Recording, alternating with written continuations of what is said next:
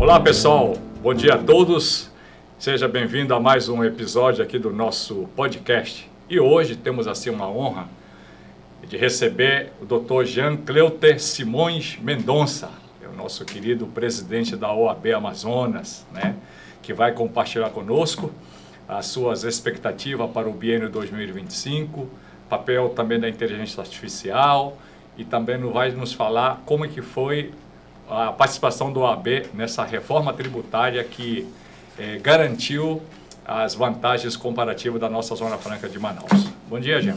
Bom dia, Massami. Bom dia, telespectadores. É uma honra estar comigo, porque para o Massami, eu sou um amigo do Massami, meu professor, amigo do meu pai, amigo da família. Costumava comer aquela laranja vermelha que tinha lá no quilômetro 21 da M10. Então, nós temos uma história junto com o Massami. É uma honra estar aqui no programa contigo, Massami, falando sobre OAB, reforma tributária, inteligência artificial, dos projetos da nossa ordem para 2025. E eu vou começar com uma pergunta, mas quando nós entramos em inteligência artificial, vou passar para o meu querido Ronaldo Júnior, que é professor da inteligência artificial aqui no nosso estado do Amazonas. É uma das poucas pessoas que tem expertise nessa área, né? Mas para a gente começar assim, vamos aqui, Jean. Já passou 3 anos, né?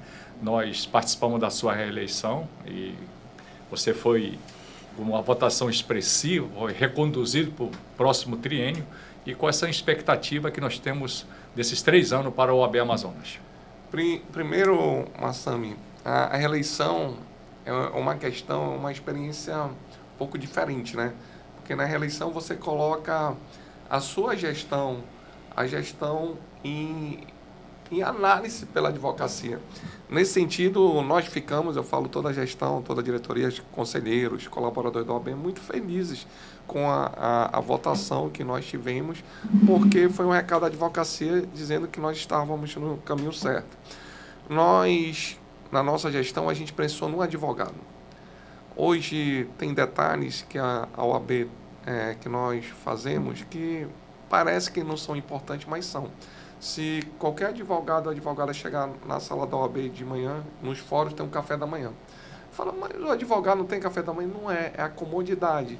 Às vezes você tem uma audiência cedo, chega lá, tem um pão com manteiga. Inclusive, a oposição brincou comigo, que eu falo do pão com manteiga, que tinha manteiga só de um lado, aí depois a gente colocou no outro. Mas é uma questão que eu falo, uma analogia com o pedido. Mas isso aí já passou também. E realmente nós equipamos todas as salas. Hoje nós temos computadores de última geração, internet em todas as salas da OAB. Nós fizemos uma coisa, Massami, que eu acho que é muito legal. Nós descentralizamos a OAB. Nós temos a casa da OAB no centro da cidade, fica ali perto do Teatro Amazonas. Nós temos a Casa Fórum, que fica na frente do Enoque Reis. E nós temos o meu escritório da Caixa de Assistência que fica dentro da OAB.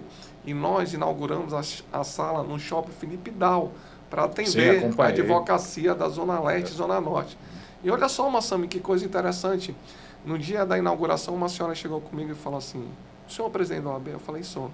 Queria lhe agradecer, porque o senhor trouxe os nossos direitos, a advocacia para perto da gente. Para a Zona Leste. Eu não tinha dinheiro do transporte para ir buscar meu direito. Então, eu vejo que a OAB, que pensa nas pessoas, na advocacia e no cidadão, ela é capaz de mudar a vida das pessoas. Não, inclusive, você fez um trabalho assim, voltado também com a OAB, participando também com os advogados que atuam no interior do estado do Amazonas, né? Essa é uma pauta também muito importante. Hoje nós estamos presentes em 45 municípios do interior do estado.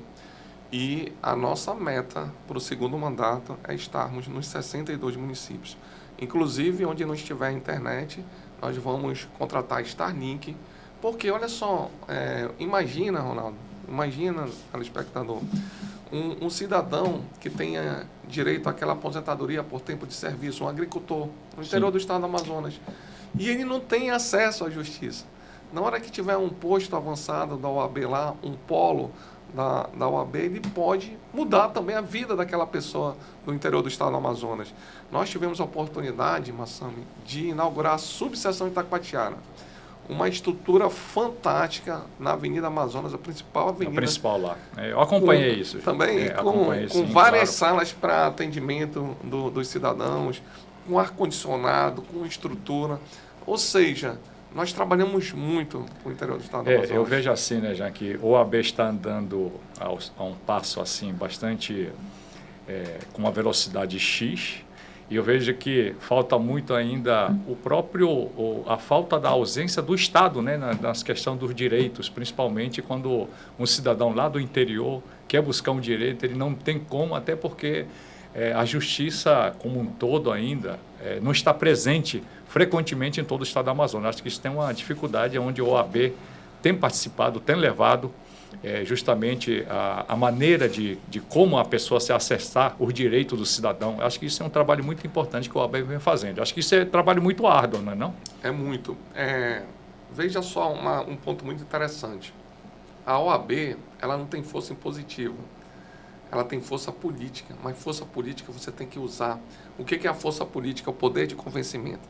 O sistema constitucional de justiça é composto pela magistratura, pelo Ministério Público e pela advocacia. Está lá na nossa Constituição.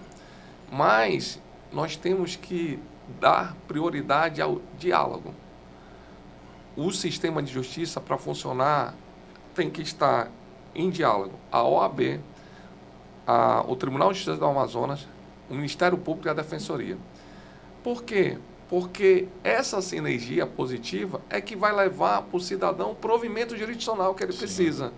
Então, nós não podemos ter aquela visão rasa, nós temos que ter uma visão de Estado. E né? Uma visão macro. Uma visão macro. E qual é o objetivo? Eu costumo dizer o seguinte, nós conseguimos uma decisão inédita na nossa gestão. A Corregedoria, eu quero agradecer ao desembargador Gilmar, futuro presidente do Tribunal de Justiça do Estado do Amazonas, que determinou que todo o alvará deve ser expedido em 5 dias. Aí, qual é a primeira coisa que vem na cabeça? Não está beneficiando o advogado. Não é beneficiar o advogado. Além de estar na lei, uma determinação da Corregedoria está beneficiando o cidadão. Sim, claro. Que vai receber o seu dinheiro da sua ação. Então, o sistema de justiça, ele tem uma finalidade. Qual é a finalidade? O cidadão. E nós temos que ter gestores na Ordem dos Advogados do Brasil preocupado com o cidadão, preocupado com a advocacia e preocupado com todo o sistema de justiça. Eu acredito que você passou 3 anos, e na próxima gestão dos próximos 3 anos, sei que terá muito trabalho para frente aí. Mas eu queria, assim, tocar no assunto, já, até porque o tempo aqui são pouco tempo que nós temos. Eu sei que a OAB Amazonas, a OAB Nacional também, participou frequentemente da reforma tributária. E, para nossa felicidade, o senador Eduardo Braga foi o relator dessa matéria no Senado Federal. Nós tivemos uma vitória com muito apoio e articulação também do senador Omar Aziz e da nossa bancada federal, dos nossos deputados federais. Me conta aí como é que foi aí os bastidores da participação do OAB, até porque o senador Eduardo Braga pediu uma assinatura do OAB, né, para poder dizer que as coisas estavam de uma maneira bastante positiva, né, no sentido da tributação. Então, eu queria que você contasse um pouco desses bastidores que você participou no Congresso Nacional. Veja só, Massami, a nossa Ordem dos Advogados do Brasil, na nossa gestão que está terminando esse triênio, de forma inédita, ajuizou ação direta de inconstitucionalidade junto com o presidente nacional da OAB, Beto Simonetti, contra aquela diminuição da alíquota do IPI que ia prejudicar os empregos da Zona Franca de Manaus. Então, isso já foi um fato histórico para a nossa gestão. Nós temos o presidente da nossa Comissão de Direito Tributário, Hamilton Caminha, que participou intensivamente, inclusive como palestrante dentro do Congresso Nacional, defendendo também, porque nós temos aqui uma questão, uma dualidade, vamos chamar assim. Nós temos as indústrias que estão instaladas na Zona Franca de Manaus, e nós temos o comércio. Então, o que acontece? Eu não vou me aprofundar muito nos institutos jurídicos, mas nós temos a alíquota zero, que é um plano de governo, dependendo da situação, a alíquota pode baixar ou não, mas a alíquota existe. E nós temos a isenção. O que é a isenção? É aquele crédito presumido, onde não tem um valor pago, e esse crédito presumido, o que acontece? Ele é creditado para abater nos tributos que vão pagar no futuro. Como nós estamos numa zona que é considerada uma Uma zona exceção. um exterior, que tudo que vem para cá é considerado exportação, o Instituto da Isenção ele tem um crédito automático. E a reforma tributária foi muito feliz, que agora nós vamos ter que reestudar os institutos, né? Porque a alíquota zero com relação à Zona Franca de Manaus vai ter crédito. E esse trabalho teve a participação intensa da OAB. E eu quero dizer também que o senador Eduardo Braga, que realmente foi espetacular, também teve o senador Omar Aziz, que estava atento para tudo e participou. Eu costumo dizer que a nossa bancada, os nossos senadores e deputados, eles são, assim, uns guerreiros, porque nós só temos 8 deputados. E manter a vantagem competitiva da Zona Franca de Manaus, comparada com a bancada de São Paulo, com a bancada do Sudeste, você tem que fazer uma articulação, porque o Brasil é muito interessante, né? O Brasil é imenso. Mas a própria Constituição diz que um dos objetivos da federação é manter o equilíbrio dos estados. Sim.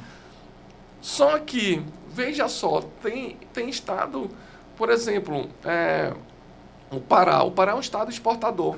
E onde é que ficam os tributos? Já que a exportação não tem tributo.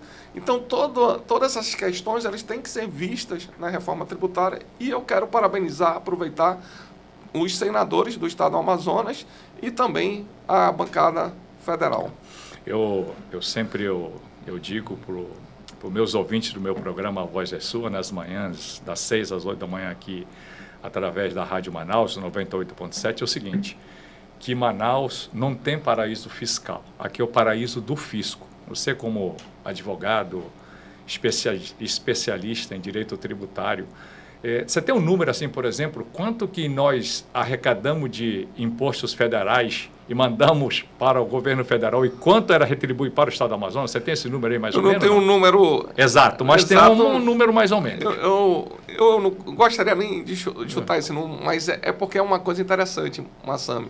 Eu sei que a arrecadação, o faturamento do distrito foi 200 bilhões esse ano. Sim. Então, o que acontece?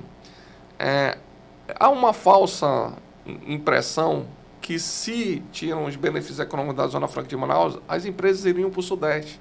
Mas não, tem empresa que tem já projeto para ir para o Paraguai, para outros lugares. Argentina, né? Ou até voltar para a China. Voltar para a China, para o Japão. Então, o que acontece, no meu ponto de vista? A arrecadação que existe hoje de tributos federais, ela só existe em razão da Zona Franca. Eu defendo a Zona Franca de Manaus, eu tive a oportunidade agora de falar sobre o IPI, Zona Franca de Manaus, no congresso do IBET, que reúne 1.300 pessoas, olha só, no Renascença. Quando eu falo assim, nós não temos uma ligação por terra, terrestre, com o estado do Amazonas. E nós tínhamos um rio que agora tem uma estiagem que secou, né? Que secou. Que navio grande... Imagina, os portos foram deslocados para Itacoatiara. Eu não falo só dos insumos da Zona Franca de Manaus, não. Alimentos, remédios. Ou seja, a dificuldade de nós estarmos no Amazonas é incrível. E aí também nós temos, na Ordem dos Advogados do Brasil, a Comissão da Defesa da BR-319. Porque a BR-319, no meu ponto de vista, já existe. Só falta... Asfaltar. Recapear. Então, eu acredito muito. Aí quando nós estamos fora falando, não tem uma ligação, ou a ligação é aérea ou fluvial, as pessoas, como que não tem ligação? Porque até o fluvial ficou difícil com a estiagem. Pois é, aí eu destaquei, e esse ano, nem os navios estavam chegando. Então, a nossa Zona Franca de Manaus, o projeto Zona Franca de Manaus é um projeto vencedor mundialmente. E isso aqui não existiu só no Amazonas não, Massami. Quando foi instalar Las Vegas, no meio do deserto, também teve incentivo fiscal. Sim. Vários incentivos fiscais estiveram na Espanha, porque o incentivo fiscal pode ser para produto, pode ser para região. E o incentivo fiscal, ele visa o desenvolvimento e, no nosso caso, visa o equilíbrio da federação. E foi muito importante essa questão da Zona Franca nesses 50 anos que nós fizemos, é a questão justamente dessa questão da preservação, né? Que isso teve um variável assim, muito forte para que nossos políticos parlamentares pudessem defender justamente essa questão da Zona Franca, né? Então, eu tenho certeza que um dia que nós tivemos aí o fim da Zona Franca, nós vamos ter que realmente dar um motosserra para cada cidadão ir lá no interior e nas matas e destruir essa floresta. Eu dizia o seguinte, o pessoal da agro também, que o Brasil é pujante no agronegócio, pouca gente sabe que a chuva que agronegócio se faz. Eu falei isso, Massamila. São chuvas voadoras e pouca gente sabe que as chuvas voadoras saem do Amazonas para fazer agronegócio no Centro-Sul, né? No Sudeste. E então nós temos aí tudo para preservar. E a Zona Franca é um modelo que deu certo, vai continuar dando certo, é importante para todos nós, né? Olha só, Massami, a gente fica refletindo porque nós somos daqui, né? A gente quer o desenvolvimento do Amazonas. A gente não quer ser melhor que ninguém, nem pior que ninguém. A gente quer o equilíbrio. O pessoal fala muito em turismo. Qual é o voo que nós temos direto para a Europa hoje? É o único que agora, mês passado, TAP inaugurou. Eu quis falar direto porque ainda para em Belém, né? Ainda para em Belém. Ainda para em Belém. Para em Belém. Não é direto ainda. Mas vamos dizer que nós temos um voo agora. E eu acho que o avião é um A321, que é aquele 3 cadeiras, não é nem um avião de grande porte. Então, a estrutura, nós queremos alternativas econômicas, lógico que nós queremos, mas a estrutura, ela tem que ser diferenciada. Eu tive a oportunidade de conhecer a China, conheci Hong Kong. Cara, aquele porto não acaba nunca. Eu não sei lá se foram 10 minutos de carro. Da Singapura, entendeu? Né? O porto de Singapura... Eu tive a oportunidade de ir em Singapura. Então, o que eu vejo? Eles investiram muito em infraestrutura. Aí a gente fala, na China, aquelas vias de 6 mãos de cada lado, uma estrutura fantástica. Aí a gente aqui está pedindo uma estrada, veja só, para se conectar com o resto do Brasil, com uma via indo e uma via voltando. Então, realmente, né?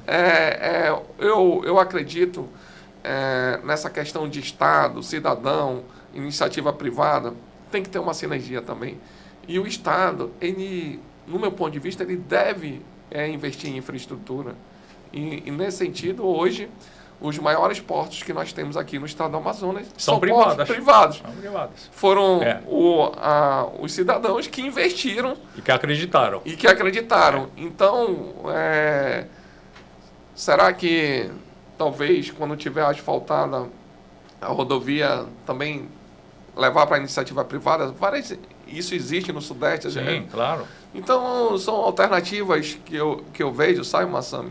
E eu quero acreditar que o turismo realmente desenvolva, quero acreditar que algum minério realmente se desenvolva, mas hoje nós não temos nada disso. A gente tem a proibição, né, de fazer a exploração de algumas coisas aqui. Sim. Ontem eu estava vendo uma entrevista, eu achei interessante, a gente é rico em petróleo, daqui a pouco o petróleo não tem mais utilidade, porque agora as coisas estão, a economia verde está avançando.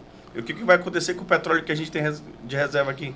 A gente não explorou, a gente não tirou o petróleo, a gente deixou aí parado. Enquanto isso, lá em Dubai, os camaradas botaram para tirar petróleo, os árabes, e desenvolveram o que tem para ser desenvolvido lá. E a gente está aqui nesse lance de guardar, a gente não potencializa, né, a Amazônia como deveria ser potencializada de fato, Jean. E é uma coisa interessante assim que você colocou em discussão. Faço parte de uma nova geração que não chegou a ver e não vai ver muitas coisas que estão acontecendo. A galera já começa agora com carro elétrico, daqui a pouco não vai se utilizar mais o petróleo para locomoção e outras coisas vão deixar de ter finalidade. E nós estamos aqui debaixo de uma grande mina. Costumo dizer, Marcelo, que nós estamos aqui... Acima, né? Nós estamos aqui, os mendigos olhando para um pote de ouro que não pode ser explorado. Sabe uma coisa interessante que a OAB também teve a oportunidade de nós trabalharmos nos produtos com origem e denominação. Exemplo, farinha do Arini. E isso é um trabalho, por quê? Para agregar valor naquele produto. Os peixes ornamentais de Barcelos, também eles já estão com origem e denominação. Deixa eu me lembrar de outro produto. O abacaxi, salvo engano, do Remanso, do novo Remanso, quando você dá um selo de origem, aquilo passa a ter uma marca e aquilo passa a ter um valor agregado. Então, nós temos vários produtos que estão... O Guaraná de Maués. E esse trabalho é um trabalho que eu fiquei muito feliz da gente ter participado, junto com todos os órgãos que fazem essa certificação, que nós estamos procurando alternativas econômicas, mas para 200 bilhões de reais, nós estamos muito longe. Neymar, você lembra que a gente discutiu essa semana no programa? Você trouxe um tema interessante, foi sobre o tucunaré. Você disse que ele tem um preço na feira, eu não sabia daquele dado lá. Que o governo do estado ele colocou na prática agora, através da portaria, do decreto, que a tucunaré vai ter agora, como se diz, época de defesa. Começa em novembro até março, né? Até março. Isso é bom. Era para ser mais rígido. Eu sempre digo que tucunaré na água vale muito mais do que tucunaré na banca de feira, né? Porque na tucunaré, banca de feira, quanto custa o quilo de tucunaré? R$20 o quilo, né? Um tucunaré de 5 quilos, que custa R$100 na banca das feiras, no mercado, aquele tucunaré dentro d'água custa mais do que R$1.000, né? Porque é uma cadeia, tem um adensamento da cadeia. O pescador esportivo vem, paga Uber, deixa no restaurante, deixa nos hotéis, né? Faz a compra em Manaus. Então, a cada vez mais o tucunaré está ficando escasso para fazer a pesca esportiva. Então, no meu entender, liberaria tucunaré somente para o consumo dos ribeirinhos, né? Somente para os ribeirinhos consumirem, e seria proibida a venda do tucunaré nas bancas e nas feiras nos mercados, no Amazonas, entendeu? É uma ideia, né? Uma ideia. Se não eu sempre vende, defendo o cara isso, não vai pescar, né? Mas olha, Jean, como eu vou lhe passar aqui, vou falar um pouco aí sobre a questão da inteligência artificial, e o Ronaldo é especialista nisso, vai fazer umas perguntas aí sobre IA, aí como é que está essa questão aí perante sua administração no UAB. A inteligência artificial, ela pegou uma força agora quando o ChatGPT, na verdade, foi impulsionador disso aí. Agora existem várias outras ferramentas, o Gemini e várias ferramentas para ajudar. Só que o ChatGPT, o pessoal fala inteligência artificial, ele logo se associa a isso. Não, isso já está aí desde a década de 70. E o que ela faz hoje? Ela é um acelerador de informação. A diferença para as pessoas entenderem, o Google ele traz uma pesquisa fria para ti. Você digita um certo tema, ele vai buscar, vai te dar vários links ali. Mas você vai ali no ChatGPT, por exemplo, você faz a gente chama de prompt, você dá um comando para ele. Me traga a informação X, ele vai buscar a informação quente para te entregar. O Massami até ensinei o Massami. Aprendendo, né? O Massami pegou, ele fez um discurso, eu falei, rapaz, tu teve coragem, ele fez um discurso lá, acho que no evento seu lá, usando o ChatGPT lá. Foi bonito, eu disse, rapaz, tu tem coragem de aprender no primeiro texto que ele te manda. Ele leu, formatou, mas é um aluno assíduo aí. Mas assim, para os advogados, Jean, o que você vê em relação ao uso das ferramentas de inteligência artificial hoje no teu mandato aí? O que você propõe, o que você enxerga? Ronaldo, eu ia dizer o seguinte, eu tenho uma experiência com o ChatGPT até meio interessante. Eu terminei meu mestrado em Direito Tributário e falei sobre as contribuições sociais com relação às empresas situadas na Zona Franca de Manaus. E no dia da defesa da minha banca, ela foi transmitida, né? E o pessoal do escritório foi assistir. E o meu irmão tinha... O Johnny tinha salvado o ChatGPT. Ele começou a perguntar do chat as perguntas que faziam para mim na banca, né? Ele falou, Jean, cara, o chat foi incrível. Tu estava sem um ponto lá para responder, né? Não tinha, mas eu nem sabia... O meu filho defendeu agora o mestrado dele também. O mestrado tem uma situação... O seu trabalho, ninguém sabe mais do seu trabalho, nem a banca, porque foi você que fez. Então é difícil, quando você faz um trabalho de dissertação, é para mestrado, quando faz uma tese para doutorado, a banca te desafia, mas ela te desafia no conhecimento que ela tem do seu trabalho. E você fez uma pesquisa mais ampla.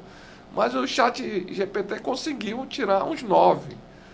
Nós conseguimos a nota máxima, mas porque tinha uma questão da regra matriz de incidência tributária, que como era um crédito tributário, eu coloquei o contribuinte no polo ativo. E 99% dos casos, o contribuinte está no polo passivo. Então, eu até acredito que a pergunta não tenha sido feita de uma maneira tão eficiente para que o chat conseguisse responder. Quando você começa a fazer essas perguntas, isso é interessante. Você começa a alimentar a base. Daqui a um tempo você vai lá e pergunta que ele já te responde. Isso que eu acho legal. Perfeitamente. Aí eu me apaixonei quando o Johnny chegou. Eu cheguei, eu falei, Johnny, ele falou, Jean, eu fiz as perguntas. Eu falei, salva aí no meu também. E eu estava, tinha uma grande tributarista, não vou falar o nome dela. A gente estava na Assembleia, aí o cerimonialista chegou, doutor Jean, o senhor vai fazer um discurso. Eu falei, cara, não preparei nada. Tipo uma samba. Aí eu perguntei quais são os 10 maiores feitos. Aí, cara, na hora eu pisquei o olho, quando eu vi já estava pronto. Ele me entendendo. Aí teve uma hora, Ronaldo, que eu falei, e ela, em 2022, foi eleita pela revista Forbes como uma das 100 mulheres mais influentes do Brasil. Cara, todo mundo bateu palma, achei aquilo legal, né? Aí a gente foi almoçar, Ronaldo. Aí a professora Jean, adorei teu discurso, mas de onde que tu tiraste que eu fui eleito em 2022 pela revista Forbes? Eu disse, meu Deus do céu. Professora, deixa eu perguntar aqui do chat GPT. Aí eu falei, chat, qual foi a fonte que você usou? Aí ele mandou um link, revista Forbes, não sei o quê. Aí eu fui abrir o link, mas o link não abria. Aí eu falei, chat, o link não está abrindo. Aí ele, me desculpe. Me desculpe? Acabei de fazer.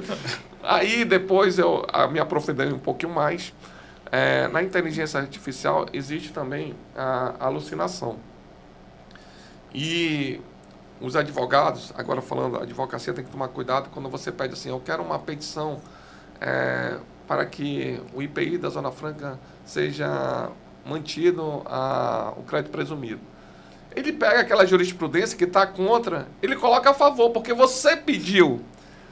Então... Você deu comando para ele. Deu comando, aí ele não quer saber, mas essa jurisprudência aqui não está legal não, vou dar uma configurada nela. Então, é muito importante, Ronaldo, uma das nossos destaques para a nossa próxima gestão são cursos, são workshops sobre inteligência artificial com relação à advocacia, porque tem que saber manusear a ferramenta. Ela está lá à disposição, mas você tem que conhecer nível de alucinação, nível de pesquisa, o que ele pode mudar, o que ele não pode mudar. Não pode ser uma pesquisa aleatória. Isso me deu ideia de um projeto, Massami, para buscar recursos da lei de informática para os advogados. O curso de engenharia de prompt, é um curso de engenharia de prompt, é ensinar a máquina a ter os comandos. Sim. Se a tua experiência aí valeu, mas você já pode chegar com a experiência dos prompts perfeitos, que a gente chama. Os 20 comandos perfeitos para você não se enrolar quando for falar com ela. E eu tenho outra experiência também. Até convido o Massami e o Ronaldo, o meu escritório fica aqui pertinho. Eu fiz... tu já conheceu isso? Eu fiz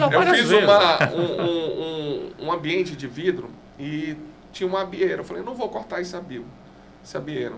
E ele está passando por dentro. Lá do restaurante, lá de trás. Né? Ele está passando por dentro. Aí eu fiz um furo lá no telhado. Aí eu fiz uma casa de vidro assim, que tem um abieiro. Eu gostaria de sugestões de nomes. Tanto que o nome lá é Abiulaud, né? Abiulaud. Eu falei, eu queria um nome regional, ao mesmo tempo sofisticado. Aí ele, Abiulaud, aí não sei o que, eu gostei do Abiulaud. Aí eu fui... Uma semana depois de fazer uma nova pergunta para o chat GPT aleatória, aí ele me perguntou, você já inaugurou o Abiulaud? Você quer uma sugestão para o dia da inauguração? Cara, aquilo eu fiquei arrepiado. Eu falei, peraí, me dê a sugestão. Eu sugiro que... Aí ele perguntou, você quer para quantas pessoas? Qual é a capacidade? Eu sugiro que você faça assim, não sei o quê, você quer para network... Eu disse, cara, meu irmão, eu tô achando que eu tenho um amigo aqui.